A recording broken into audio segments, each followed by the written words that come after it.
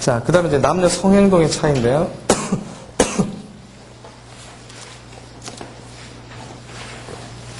혹시 들어보신 적 있어요?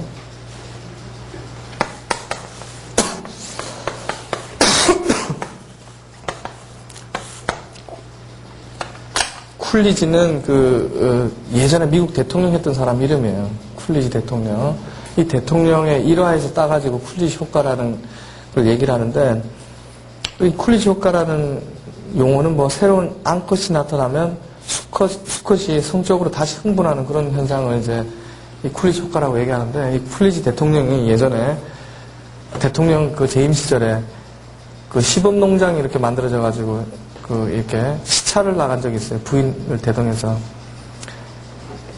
그래서 부인하고 대통령하고 각자 이렇게 안내를 받으면서 시찰을 하고 있었는데, 닭장 앞을 이렇게 부인이 지나가다가 우연찮게 시찰하는 당시에 교미를 하고 있었어요. 수컷하고 암컷하고 닭이. 부인이 이렇게 보더니, 저 수컷은 몇 번이나 저렇게 하루 교미하냐고. 여러 번 한다고. 이렇게 이제 안내자가 얘기를 했어요. 부인이 안내자한테요. 한숨을 푹 쉬면서, 우리 바깥 양반 오면 꼭 얘기를 좀 전해주라고. 뭔가 좀 깨달아야지, 그 양반이. 이러면서 안내자한테 얘기를 했어요. 닭도 저렇게 힘차게 교미를 하는데, 이러면서. 돌다가 쿨리지 대통령이 그 닭장 앞에 왔어요. 안내자가 그 얘기를 하니까, 이러고 보더니, 안내자한테 다시 질문했어요. 근데 이 수컷이 항상 같은 암탉하고 하나요? 물어봤더니, 아니요. 할 때마다 매번 다른 암컷이죠. 이렇게 대답하니까, 당장 뛰어가서 우리 부인한테 좀 얘기를 좀 해서 깨닫는 바가 좀 있게 좀 해야 된다고. 그런 일화가 있어요. 실제 있었던 얘기래요. 거기 이제, 그 얘기를 빗대서 쿨리지 효과라고 이제 얘기를 하는데, 이게 이제 수컷이 앞에 종족 보존의 본능 얘기할 때 씨 뿌리는 얘기하고 마찬가지예요. 그러니까 암컷이 바뀌면은 교미가 가능해지는데 같은 암컷하고는 여러 번 교미를 하지 않는 그런 현상이 쿨리지 효과예요. 그래서 동물들은 교미가 한번 끝나면은 절대 다시 교미하지 않아요. 같은 암컷하고는. 그래서 혹시 이 암컷을 알아서 그러나 해가지고 바깥에 데리고 나가서 이제 냄새 때문에 그러나 해서 목욕시키고 들여보내도 안 하고요. 그 다음에 좀 이렇게 변장을 좀 시켜서 들여보내도 안 하고. 그러니까 본능적으로 아는 거예요. 그래서 종족 보존의 본능으로 얘기한다면 이 암컷에게는 더 이상 해줄 게 없는 거예요. 이미 종족 보존과 관련되는 지금 행위를 했으니까 두 번, 세 번 교미한다는 게 별 의미가 없어요. 종족 보존과 관련해서 볼 때. 다른 암컷하고 하는 거는 또다시 종족 보존을 할 수 있는 그런 뭔가가 되는 거지만.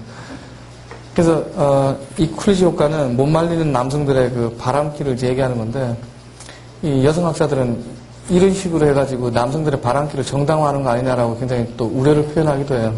본능이니 뭐니 해가지고. 근데 이제 이건 이제 본능적인 그런 경향이 있다는 얘기고요. 또 사회윤리, 또 이 결혼제도를 볼 때는 당연히 욕구가 있다고 다 또 그대로 욕구를 표출하는 건 아니니까 남성들이 이제 조절할 부분이 있는 거죠. 근데 어쨌든 이런 경향이 남성들한테 있을 수 있다는 거는 여성들이 일단 기본적으로 이해를 하는 게 좋지 않느냐 이렇게 생각이 되고요. 그 다음에 이제 성적인 상상이 있어야 되죠. 성적인 상상을 또 하죠. 남녀 다 하는데 남성이 여성보다 2배 이상의 성적인 상상을 많이 한다고 돼 있고요. 성적인 상상을 많이 해요, 남성이.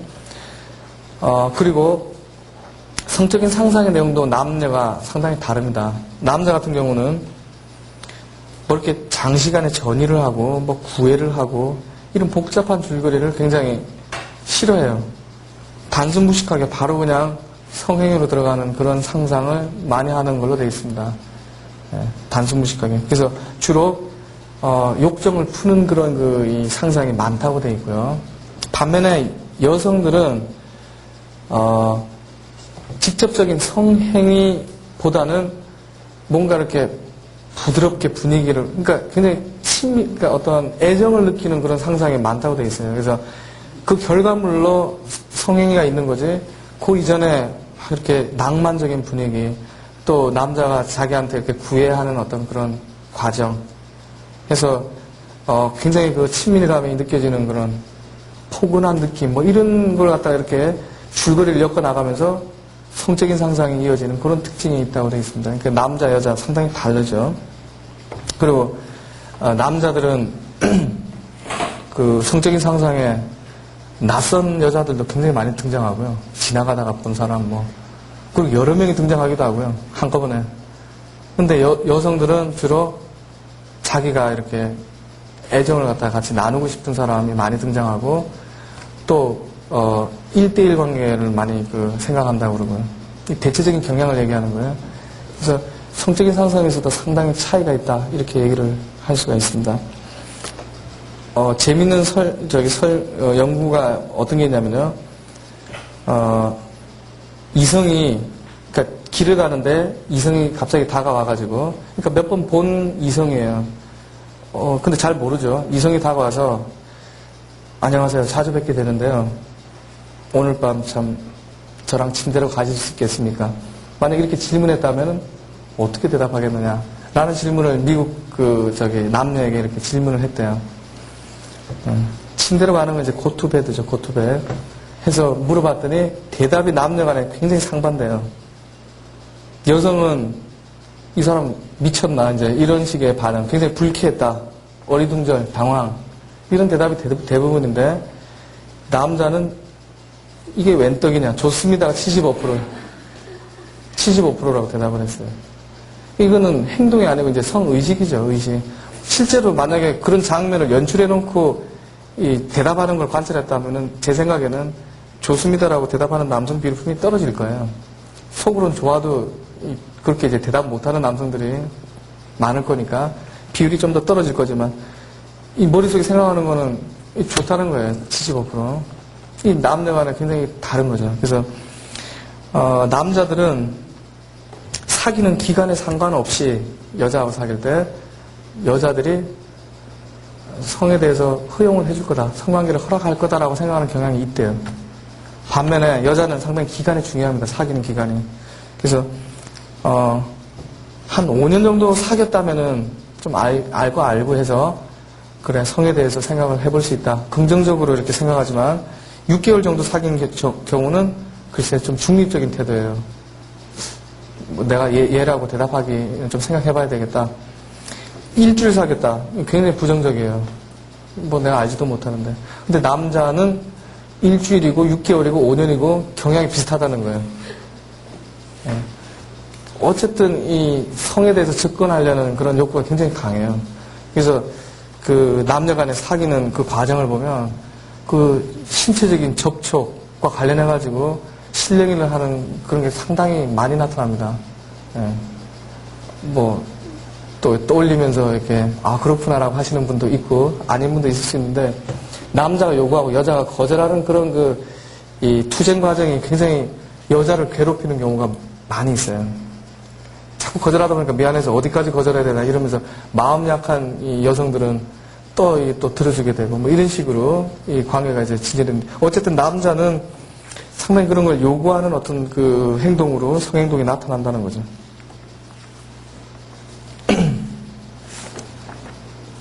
그래서 이렇게 얘기할 수 있습니다. 정리를 좀 해보면 남자들은 최소한의 투자로 성관계를 얻으려는 경향이 있어요.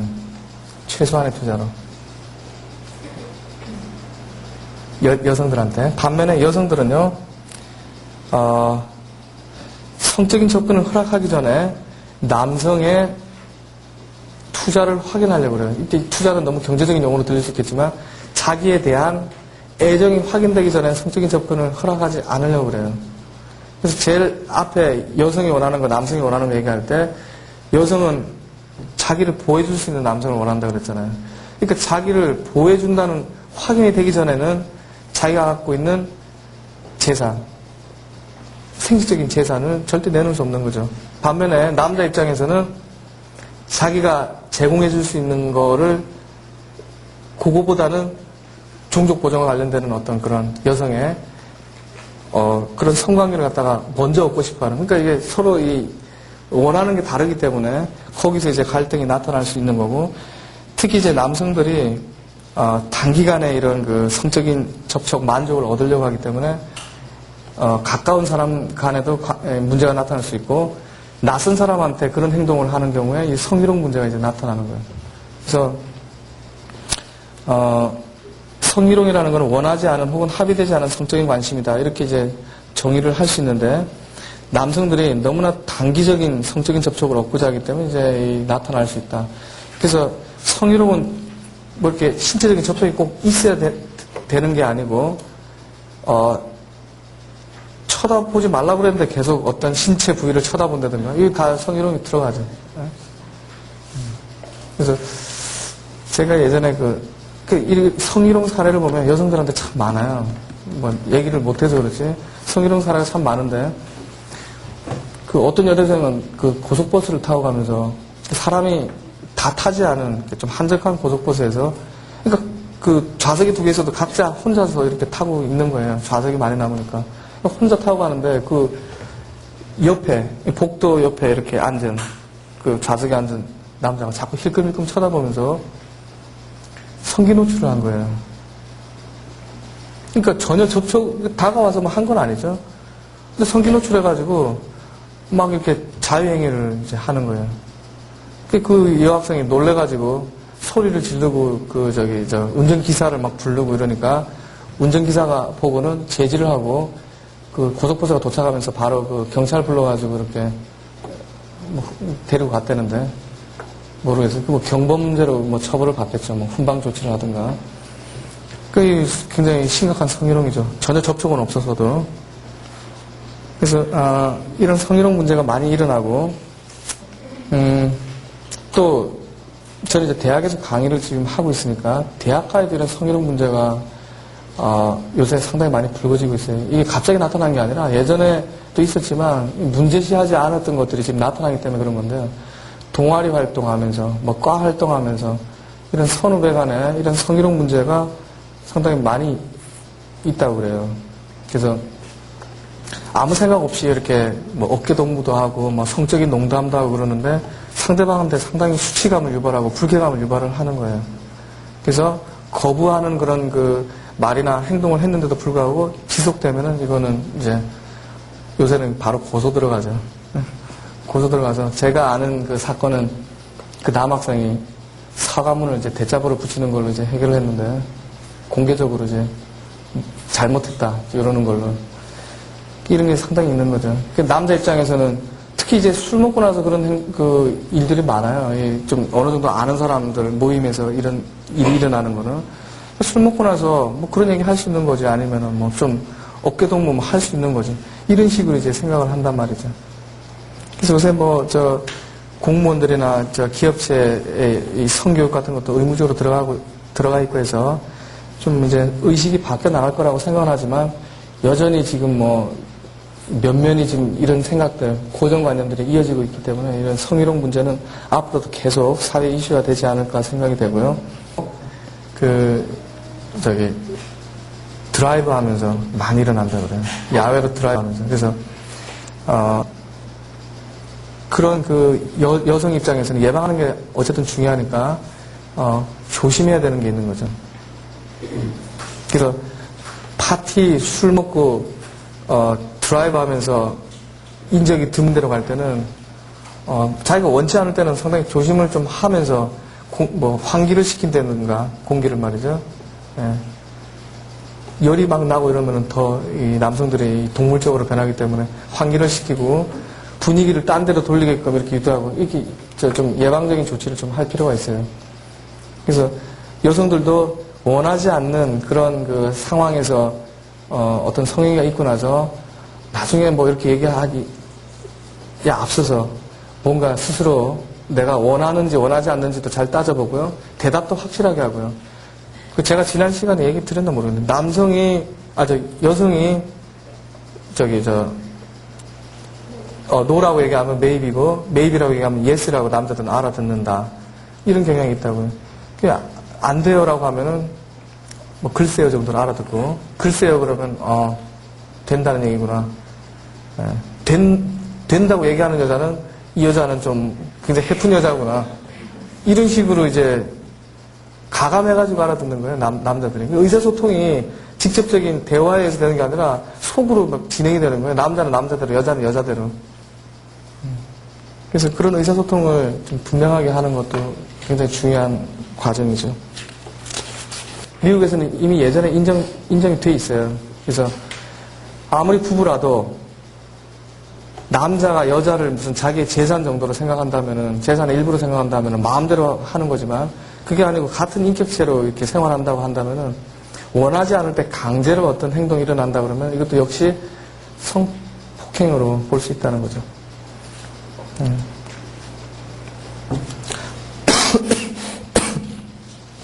자, 두 가지 제가 그 성행위에 대해서 정리를 해서 여기 나눠드렸는데, 하나는 자유행위하고 그 다음에 근친상간이에요.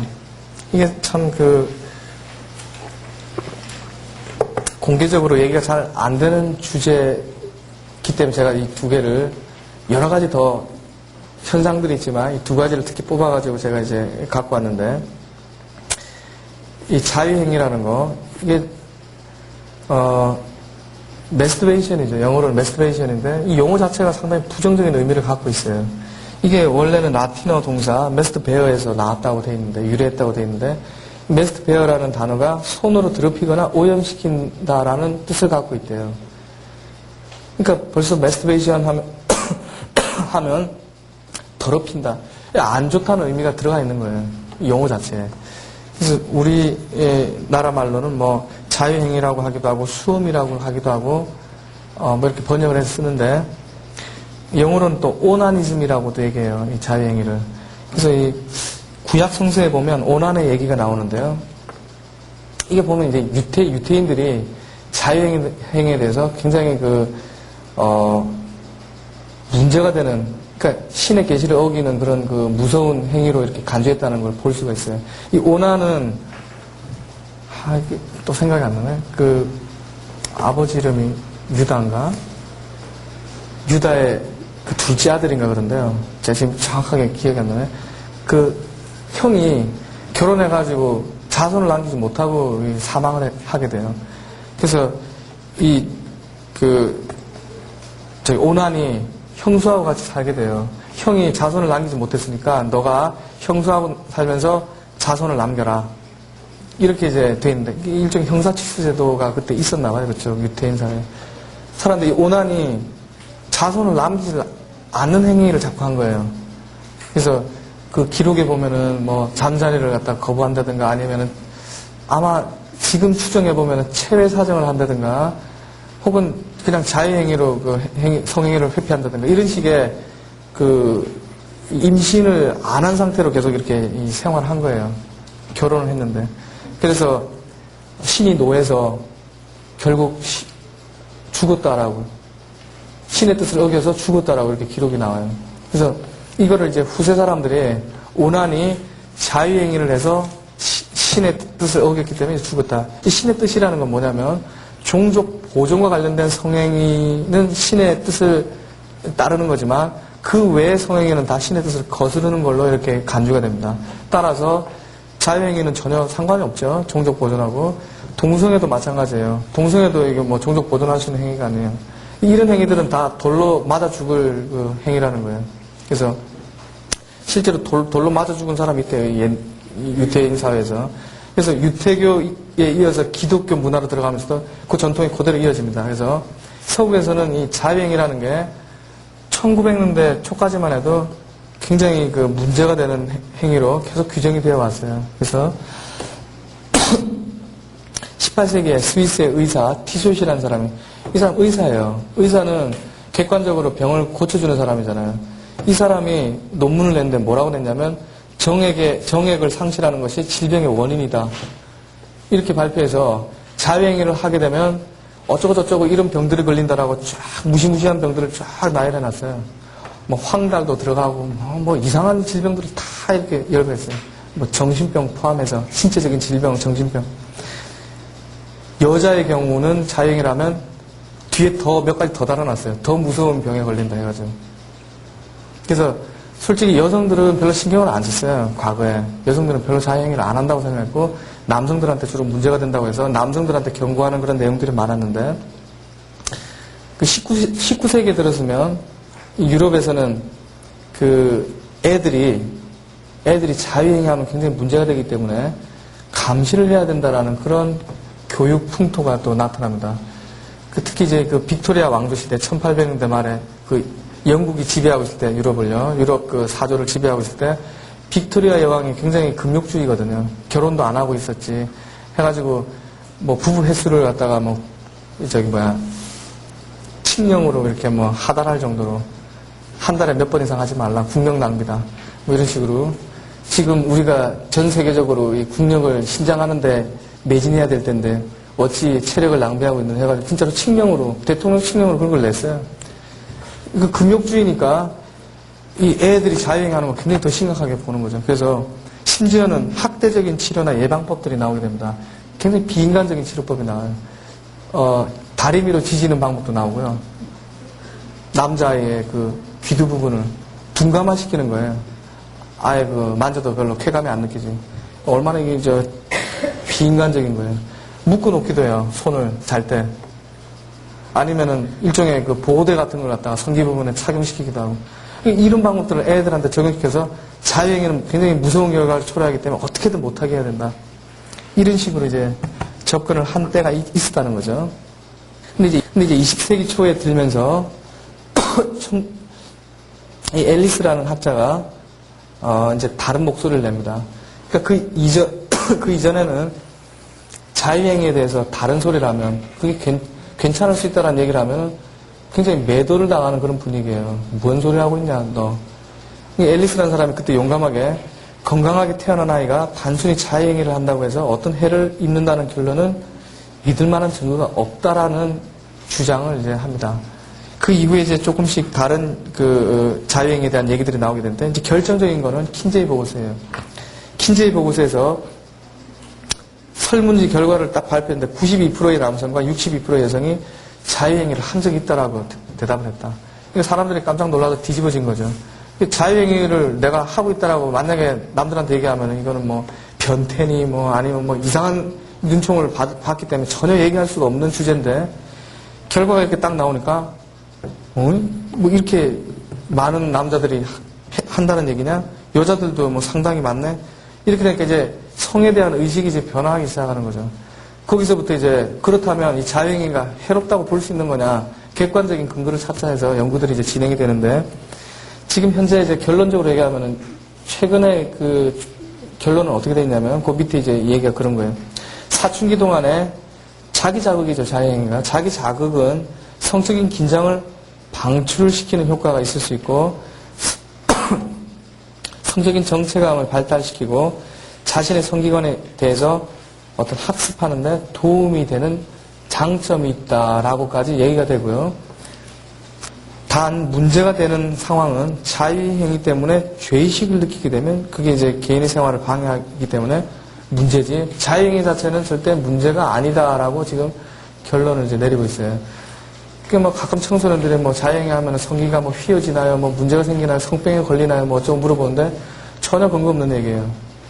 자유행위하고는. 그래서 횟수는 몇 번 이상 하면 문제가 되나요? 뭐 이런 것도 묻고 그러는데 횟수에 대해서도 절대적인 기준을 얘기할 수 있는 근거는 없어요. 그러니까 하루에 몇 번 뭐 이렇게 얘기할 수 있는 게 아니라 본인이 너무 과도해서 이건 내가 참 이상한 거 아니야 라고 생각한다면 그게 이제 주관적인 게 이제 문제가 되는 거예요. 자유행위 하고 나서도 거기에 대해서 죄책감을 느끼지 않으면은 그거는 별로 문제 삼지 않아도 된다라고 지금 얘기를 할 수 있습니다.